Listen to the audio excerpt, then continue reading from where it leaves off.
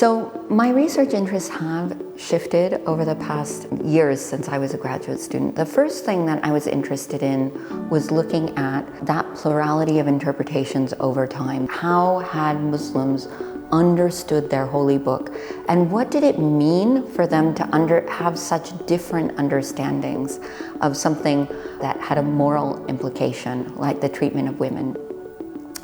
And so after I wrote several books on exactly that subject, on the genre of interpretation, on the interpretations of verses to do with women over time. This is a volume of actually translations of interpretations over time. I became much more interested in actually the Quran itself and its ethical worldview. Because one of the things that you notice when you start to study interpretations, especially on a subject like women that is so ethically charged, is that actually ethics themselves can be rooted in time and space. So the way we look at women's roles and the question of women and gender is going to be different from the way that somebody in the 9th century saw it. And it's not that they were necessarily bad people, they just were not able to look at it through our lens, because we live in a very different time and place. We live in very different societies where, for instance, equality is possible, where it wasn't possible in the 9th century. So from the study of interpretations, I became more and more interested in the ethical perspective of the Quran itself.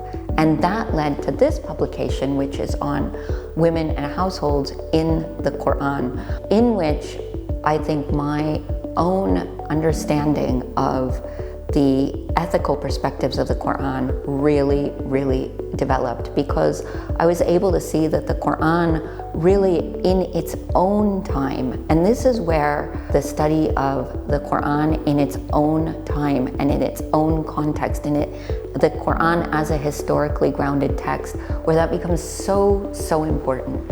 It's important because if you don't understand its historical milieu and you don't understand that time and place, then you're not going to understand the ethics that are in that text and the ethics that pertain especially to women. And so what I found is that in its own context, it could really be considered a liberatory text, a text that was telling women that actually you have agency, you have the agency to do the right thing. Your husbands cannot control you in that way, of your moral agency, the agency to choose right from wrong action.